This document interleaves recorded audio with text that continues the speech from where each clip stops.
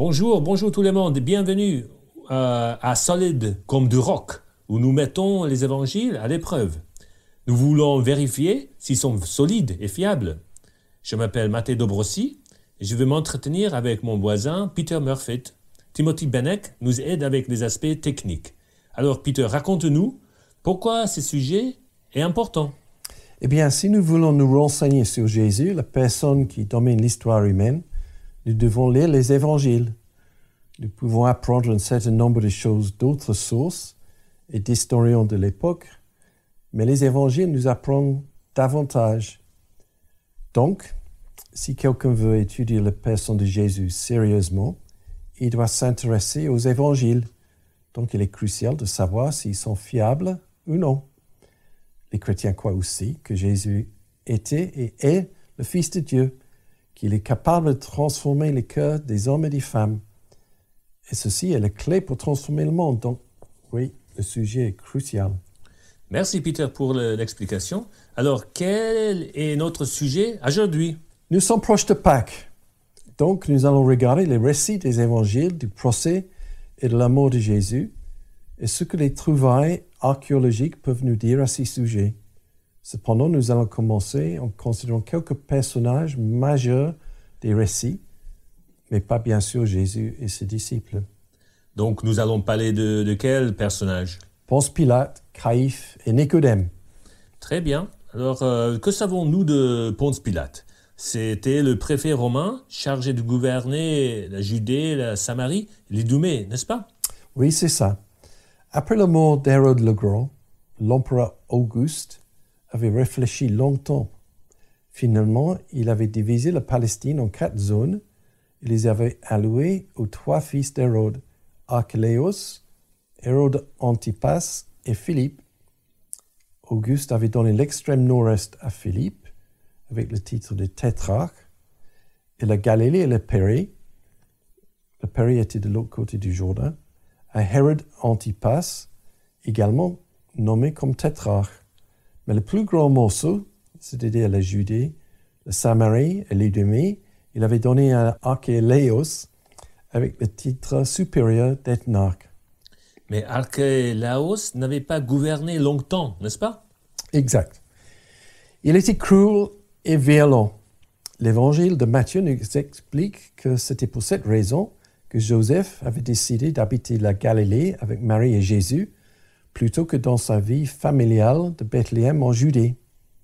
Archélaos était si cruel et violent qu'Auguste l'avait envoyé en exil en l'an 6. À sa place, la Judée, la Samarie et l'Idumée étaient réunies dans la province romaine de la Judée et gouvernées directement par un préfet romain. Ponce Pilate était le préfet de la province de la Judée entre les années 26 et 36. Cela veut dire que le début de son règne coïncidait avec le ministère public de Jésus.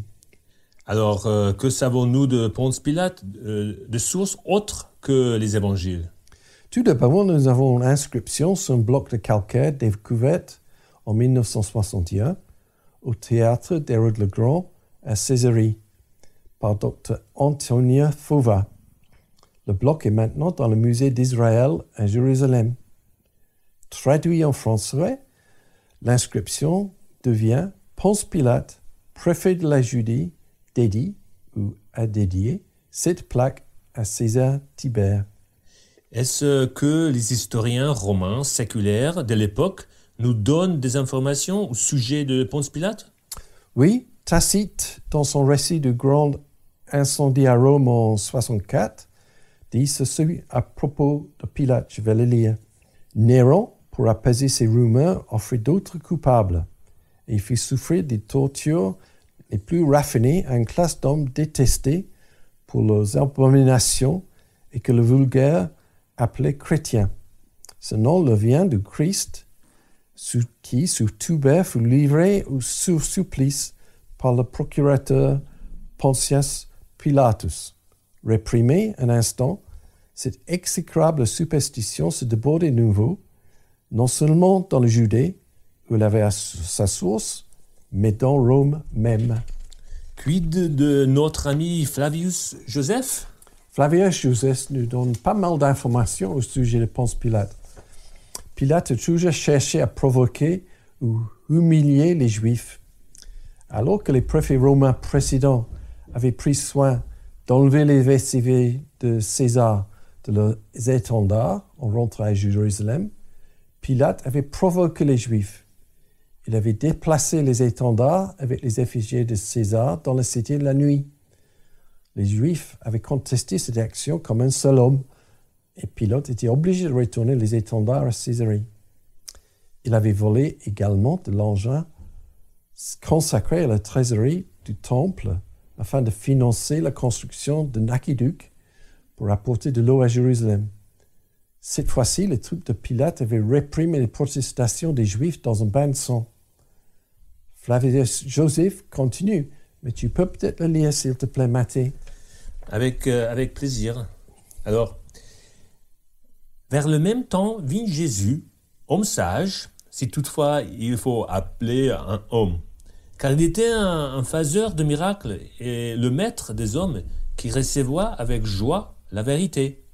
Et il attira à lui beaucoup de Juifs et beaucoup de Grecs. C'était le Christ. Et lorsque, sous la dénonciation de nos premiers citoyens, Pilate l'eut condamné à la crucifixion, ceux qui l'avaient d'abord chéri ne cesseraient pas de le faire, car il leur apparut 3 jours après ressuscité, alors que les prophètes divins avaient annoncé cela et 1000 autres merveilles à son sujet. Et le groupe appelé d'après lui celui des chrétiens n'a pas encore disparu. C'est clair, n'est-ce pas? C'est très clair. Et quand en Luc 13, verset 1, nous lisons une autre provocation de Ponce Pilate, en ce temps-là, quelques personnes vinrent rencontrer à Jésus comment Pilate avait fait tuer des Galiléens au moment où ils offraient des sacrifices à Dieu. Nous voyons que tout cela est tout à fait conforme au caractère de Ponce Pilate. Ok, je pense qu'on a compris. Mais en résumé, ce que nous lisons dans les évangiles est entièrement conforme à ce que Flavius Joseph, l'historien, nous dit à propos de Ponce Pilate. Tacite et l'archéologie confirment ce que nous savons de lui des évangiles. Oui, et on peut dire la même chose concernant d'autres sources que nous n'avons pas le temps d'examiner ici, telles que l'historien juif Philon, Justin Martyr, etc. Alors, notre prochain personnage est Caïphe. Il était grand prêtre pendant le procès et la crucifixion de Jésus. C'est exact. Son beau-père, Han, a été grand prêtre entre l'an 6 et 15, selon Flavius Joseph. Han avait 5 fils, et tous sont devenus grands prêtres, son petit-fils également. Selon les Actes des Apôtres, chapitre 5, verset 17, nous déduisons que toute la famille était sadducienne. Alors, quand est-ce que Caïphe est devenu grand prêtre? Selon Flavius Joseph, encore, Caïphe était nommé grand prêtre en l'an 18 par le préfet Gratus et son règne a duré jusqu'à l'an 37, le règne le plus long de tous les grands prêtres de l'époque. Donc, il a dû bien s'entendre avec les Romains. Han était toujours là. Ainsi, la gouvernance du judaïsme était une affaire de 2 hommes partagés entre Han et Caïphe. C'est aussi ce que nous lisons en Luc 3, verset 2, et Jean 18, versets 22 à 27. En 1990, le bel ossuaire de Joseph par Caïphe était découvert. Donc l'archéologie et Flavius Joseph nous confirment ce que nous savons des évangiles de Caïphe. On arrive à Nicodème. Alors, il n'est mentionné que dans l'évangile de Jean. Je crois que... et pas dans les autres évangiles, Matthieu, Marc et Luc. C'est juste. Mais ça vaut la peine de le considérer car nous avons fait des travaux et des trouvailles très intéressantes à son sujet. Selon l'évangile de Jean, Nicodème était membre du conseil juif, le Sanhédrin, qui gouvernait le judaïsme, et un pharisien qui avait aidé Joseph Arimathie à mettre Jésus dans sa tombe. Alors tout cela est confirmé par des sources en dehors des évangiles de Jean? Oui, et plus encore. Richard Bauckham a recherché la personne de Nicodème en profondeur. Son nom était très rare parmi les Juifs, donc c'est relativement facile à le trouver dans les sources rabbiniques. Il était membre de l'immensément riche famille Gourion. Les Gourions étaient une des 3 familles qui avaient payé la facture de l'alimentation essentielle de toute la population de Jérusalem pendant le siège de l'an 70 par les Romains. À partir des sources rabbiniques, Richard Bauckham a pu même constituer l'arbre généalogique de la famille Gourion. Alors, dans le spectacle musical de Pascal Obispo concernant Jésus, Nicodème est désigné comme membre de cercle restreint des gens qui gouvernaient réellement à Jérusalem. Est-ce que c'est exact? Oui, je crois. Nicodème était membre de l'immensément riche famille Gourion. C'était un enseignant de la loi et membre du Sanhédrin. Aussi, dans les évangiles de Jean, il a donné une quantité énorme d'épices, 34 grammes, digne d'un roi. 34 kilos. Pardon, 34 kilos, oui. Ouais. Digne d'un roi pour la mise en tombeau de Jésus. Donc, il a dû posséder un pouvoir conséquent. C'est fascinant. C'est vraiment... Donc, le scénariste de Pascal Obispo et l'évangile de Jean ont raison tous les deux. Avançons maintenant sur la séquence de procès de Jésus que nous lisons dans les évangiles. Très bien. Cependant, en passant, nous pouvons constater que les visiteurs à Jérusalem peuvent voir maintenant la piscine de Bethsaïda, ce qui est mentionné en Jean chapitre 5, et la piscine de Siloé en Jean chapitre 9. Mais c'est vrai, la séquence du procès de Jésus est très importante. Je suppose que la séquence commence avec l'arrestation de Jésus sur le mont des Oliviers et dans le jardin de Gethsémani. Savons-nous où se trouvent ces endroits? Absolument. Gethsémani veut dire pressoir d'huile. Le site traditionnel au pied du mont des Oliviers, en face de la plateforme du temple et de la cité de Jérusalem, est sans doute où Jésus était arrêté. Okay, ensuite, il semble que Jésus a été amené manu militari à la maison de Anne et de Caïphe, où il était interrogé, d'abord par Anne et ensuite par Caïphe. Est-ce que nous savons où cela a eu lieu? Plus ou moins. Nous savons qu'ils auraient emmené Jésus de la cité en bas par l'escalier en pierre que nous pouvons voir toujours jusqu'au mont Sion, où les archéologues ont trouvé de grandes maisons de riches de l'époque. Ici, il existe 2 localisations possibles. Une désignée par l'église Saint-Pierre en Gallicante et une autre maison très proche, mais un peu plus haut sur le mont Sion, trouvée par des archéologues en 1972. Oui, mais en fait, tout cela s'est passé pendant la nuit, ce qui était contre la loi juive, n'est-ce pas? Oui, absolument, c'était illégal. Donc, la prochaine étape était réunir le Sanhédrin au complet à l'aurore dans la salle du temple pour faire un procès officiel, entre guillemets, de Jésus. Cependant, Flavius Joseph et l'Évangile concordent. Les Juifs n'avaient pas le droit d'infliger la peine capitale. Ceci était réservé aux Romains. Ainsi, Jésus était emmené pour le premier de ces 2 confrontations avec Ponce Pilate. Alors, le premier procès devant Pilate a eu lieu où? Normalement, Ponce Pilate résidait à Césarée. Cependant, puisque la Pâque était une grande fête juive, avec des problèmes potentiels d'ordre public, il est monté à Jérusalem.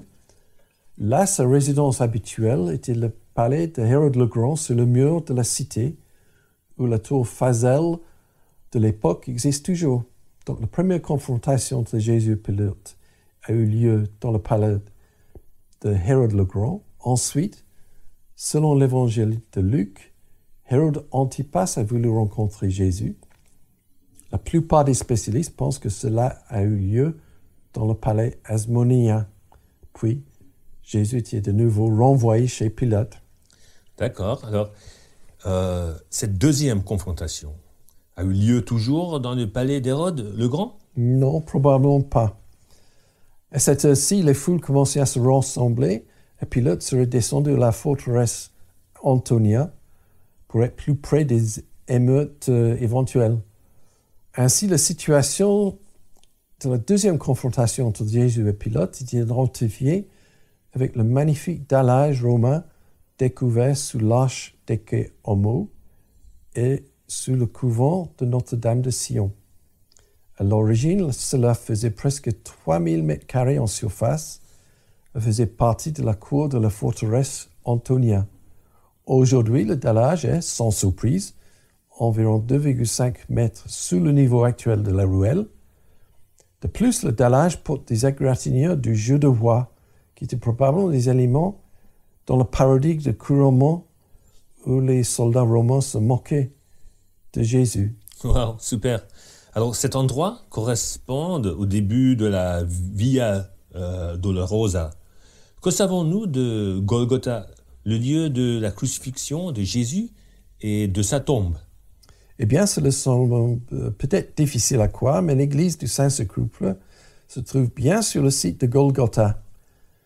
L'église a eu une histoire mouvementée. Elle était souvent endommagée et restaurée sous les musulmans régnant entre 614 et 1009. Ce que le visiteur à Jérusalem voit aujourd'hui est essentiellement l'église des Croisés, datant de 1149, rénovée par les franciscains en 1555 et rebâtie après un incendie en 1810. Néanmoins, cet incendie n'est pas arrivé jusqu'à l'édicule, une petite construction érigée par l'empereur Constantine pour envelopper et protéger le tombeau. C'est maintenant que l'histoire devient vraiment intéressante. Mais comment est-ce que l'empereur Constantine a connu la localisation de tombeau de Jésus? C'est maintenant que l'histoire devient vraiment intéressante. Selon Eusèbe, l'empereur Hadrien avait dévasté Jérusalem totalement en 135 suite à la révolte de Simon Bar Kokhba en 132. Il avait reconstruit comme une cité complètement païenne, Aelia Capitolina. Il avait démontré sa victoire sur les Juifs et sur la secte des chrétiens en plaçant des statues de Jupiter et de Vénus sur le site de la tombe de Jésus. Pourtant, en agissant ainsi, sans le savoir, il avait localisé le tombeau de Jésus et a permis à Constantin de le trouver.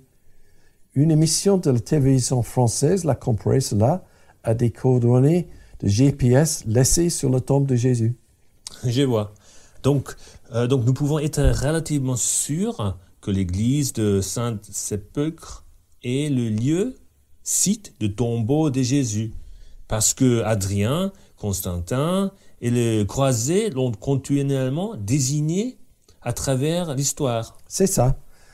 Tout cela est venu à l'attention de la presse du monde entier à cause des travaux de restauration sur l'édicule qui ont débuté en 2016.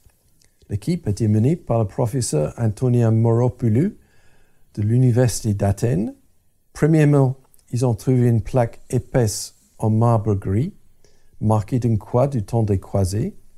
Ensuite, en dessous, ils ont découvert une deuxième plaque scellée avec du mortier. Après analyse, on a su que le mortier et la plaque remontaient à l'époque de Constantin. Donc cela a confirmé le récit d'Eusèbe.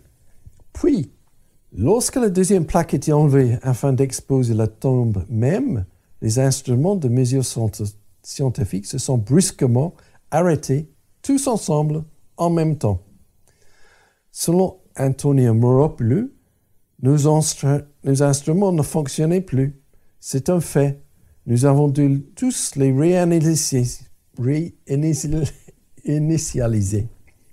Autrement dit, un événement extraordinaire s'était passé là pour lequel il n'y avait pas eu d'explication. C'est vraiment fascinant. Et alors, ainsi nous pouvons être certains du site de tombeau de Jésus et que la tombeau est vide. Jésus est ressuscité d'entre les morts. Voilà. Joyeuse Pâques. Joyeuse Pâques. Joyeuse Pâques à tout le monde. Joyeuse Pâques à toi, Peter. Merci. En célébrant la résurrection de Jésus. Avant tout vous quitter, nous devons vous informer que dans l'avenir, vous trouverez nos productions comme podcast en anglais et en français sur cette même chaîne de YouTube Solid Rock, Stress Testing the Gospel. Il y aura des podcasts au sujet de la fiabilité historique des évangiles, les vidéos que nous avons déjà préparées sur le même thème en anglais, et puis des autres podcasts en anglais et en français sur d'autres sujets. Le premier podcast en français et cette interview pour Pâques. Le prochain podcast sera « Mettons les évangiles à l'épreuve », l'entrée en matière. Alors, joyeuse Pâques à tout le monde, que Dieu vous bénisse. Oui, joyeuse Pâques, que Dieu vous bénisse. À la prochaine.